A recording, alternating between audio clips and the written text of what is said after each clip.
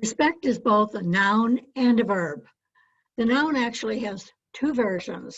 First one is a feeling of deep admiration for someone or something elicited by their abilities, qualities, or achievements. Version two is due regard for the feelings, wishes, rights, or traditions of others. And the verb has to do with regard. So it's to admire someone or something deeply as a result of their abilities, qualities, or achievements. Hi, I'm Mary Bourne, traditional naturopath. I love sharing natural remedies with people. And natural remedies have been around for hundreds, even thousands of years because they work. I want to thank you for joining me today. I hope that you like this video and give me a thumbs up and share it with others who may need it and comment. I love to hear from you. If you subscribe and click on the little bell, you'll be notified each week when I do these presentations. So during the month of December, I am focusing on being human. And today we're going to talk about respect. Last week, we covered trust, and I'll link that in the description below. So, respect. For example, being a parent, we are commanded to honor our father and our mother. However, if that respect has been tarnished by ill treatment, abandonment, abuse, or otherwise being unparently, respect is not earned. On the other hand, I think that children should be disciplined and not treated as friends. They need to learn respect. They need to learn how to create boundaries. Respect for the elderly and people in authority should be taught and discussed. I think we need to learn respect for the law and the consequences that happens if we don't pay attention to the law. And respect should be taught in a framework of kindness and love. Get my slide to work here. So I also think that respect is a two-way street, and one side is not more important than the other side. So respecting the rights of others to have life, liberty, and the pursuit of happiness. This is protected by our Constitution, and it is given to us by God, not by our authorities. So we also, in this country, respect the right of property. So neighbors should be respected. Being a good neighbor is important. And you may not agree with what being a good neighbor is with your neighbor. Maybe your understanding of being a good neighbor is different. Maybe you were never raised to be a good neighbor and you need to find that out. But there are some basic rights. For example, if you borrow a tool, make sure that you treat it with kindness, that you don't abuse it, and that you give it back in the condition that you got it in, or even maybe better. So when making landscape changes, you want to involve the neighbor because they look at your property. Your property is representation of the neighborhood. And so it is a consideration and possibly a point of discussion. And maybe include them in your plans if you're going to make a huge change in the property. Neglect of property is never being a good neighbor. So when somebody is going to have a party, that you know is going to be boisterous. Maybe it's a barbecue. Invite all the neighbors or those that are close to you. At least tell them that you're going to have a party and that it is going to be boisterous. Maybe they're going to have fireworks. You should allow them the planning that they may have to take. Maybe they have a dog that is frightened by fireworks. But these are things that should be considered. In your neighborhood, if it's okay to burn leaves, consider the fact that other people are going to catch the air that you're changing and maybe give them a heads up that you're going to do this. Respecting other people and being kind is part of being human. And sometimes having difficult discussions with people in order to come to an understanding is difficult to have, but necessary. So years ago, I had a neighbor and I was doing dishes at the kitchen sink and I had the windows open, and all of a sudden this noxious fume wafted into the kitchen. And I looked out and my neighbor was having a chemical company spray her tree. She was trying to save the tree. It was having some difficulties and she did what she thought was best. So I waited until the chemical company left and I had gathered calm myself down. And I went over and I said, Mary Ellen, I know that you like being a good neighbor. And you may not understand, but I grow organically. And those chemicals go onto the air and filter into my trees and my garden and makes it impossible for me to do organic gardening.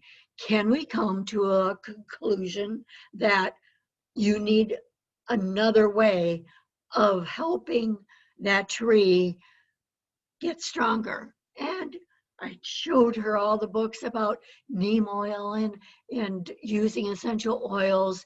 And I even offered her my sprayer so that she could spray the tree and help the immune system of the tree fight off whatever infection it was dealing with. So these are really important. Tough discussions like that are not easy. You have to figure out what is the outcome, what you're willing to negotiate for that outcome, and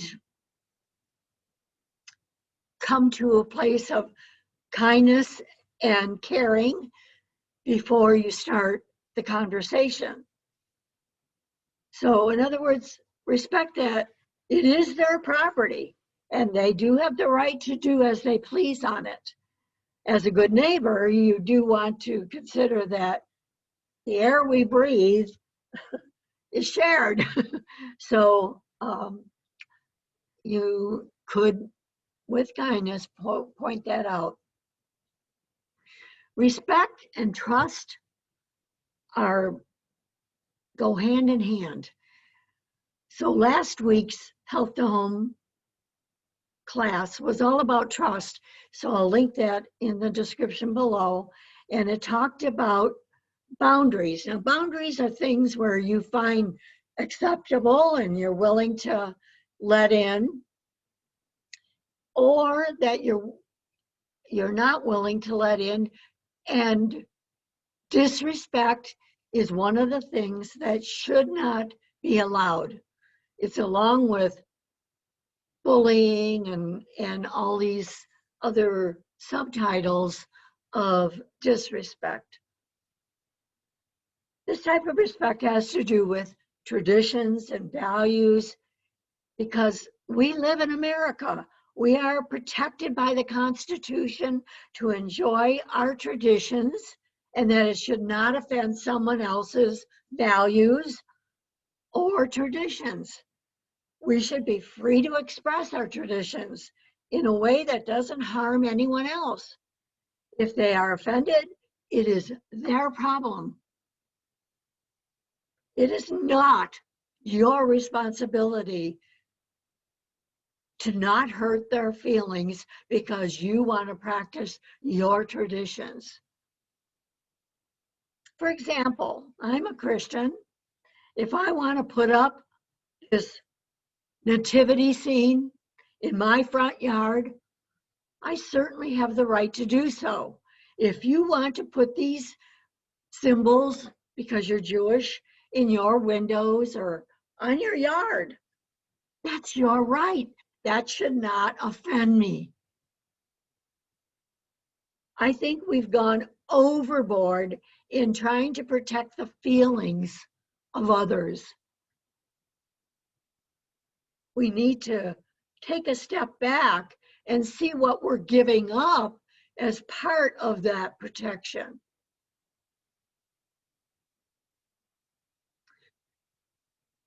So during the season of love and joy, let us be kind to each other and treat people with respect, even if they have a different view and a different tradition than we have.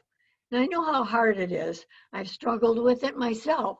I should have had the freedom of speech to express my opinions as long as I'm not being unkind is something that I value and find very important. It saddens me that in the future, my grandchildren may not know the freedom that I so richly enjoy and that I see being lost on almost a daily record. But that's fodder for another presentation. In a nutshell, I was raised to show respect. I was taught to knock before I opened a door, say hello when I entered a room, say please, say thank you, and show respect to my elders. I let another person have my seat if they needed it, say yes sir and no sir, or yes ma'am and no ma'am, and help others when they need me, not stand on the sidelines and watch. I will hold the door for others behind me and say, excuse me, should I need to pass. I love people for who they are and not what I can get from them. And most importantly, I was raised to treat people exactly how I would like to be treated by others. And it's called respect.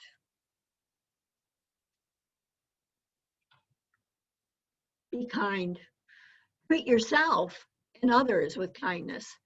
When you eat, exercise, play, work, love, and everything else, when you think, feel, and act kindly, you hasten your ability to connect to the power of intention or the love of God.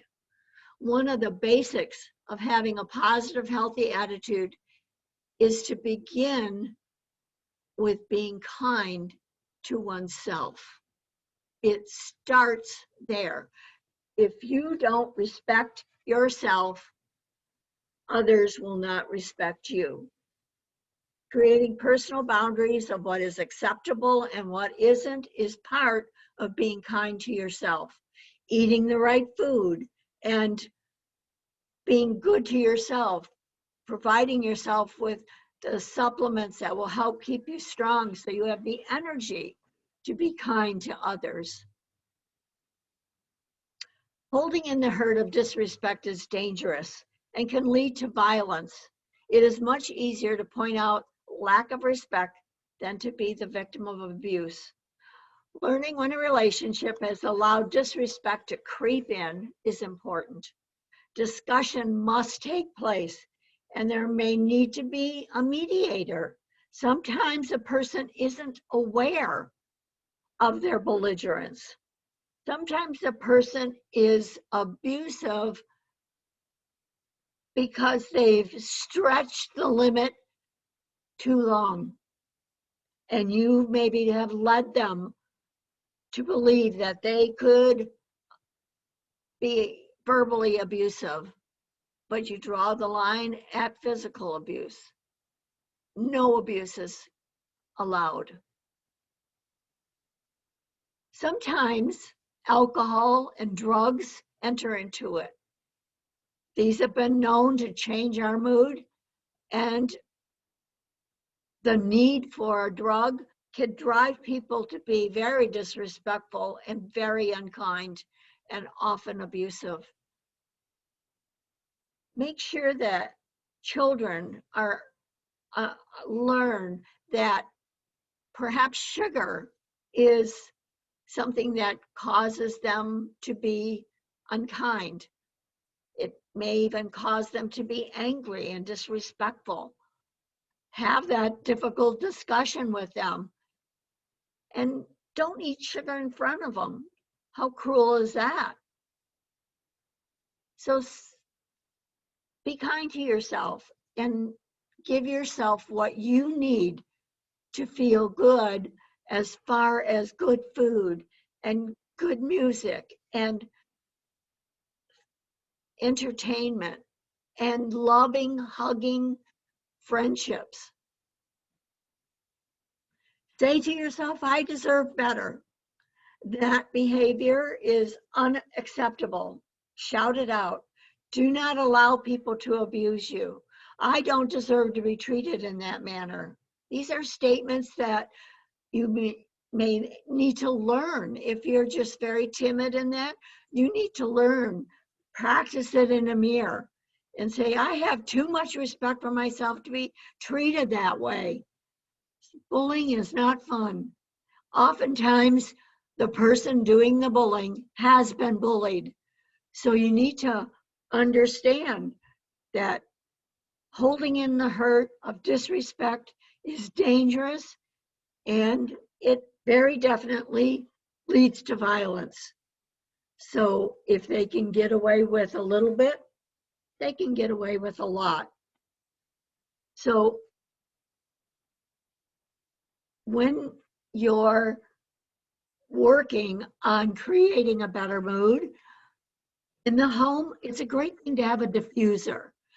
You can diffuse pink grapefruit. Pink grapefruit lifts the mood even of teens when they're all hormonal. Learn what things you can do that subtly change the atmosphere, like essential oils. One way to clear the air is pine. Pine needle is very refreshing. You can clean with it. It's very antiseptic. I'll have a link in the description below for you to examine these a little further and do some research on them yourself. Now, don't forget to email me, Dr. Mary at bornforhealth.com. If you have something specific that you would like to share with me and find resources for. And be sure to comment if you're watching this on YouTube and give me a thumbs up. I appreciate that a lot. And subscribe. I am aiming for 50 right now. It was really funny. When I got 25, it was a celebration. Now I'm aiming for 50, which is double that. And that's really fun. So I hope that during this season of love and joy that you can get into being kind and joyful and raise above all of the tyranny that is around us and the robbing of our freedom. And if you're in any way able to fight for that freedom, get in touch with me and I will help you with that. I want to thank you for viewing today. Until next time, this is Dr. Mary for the Health of It, and go out there and make it a great day.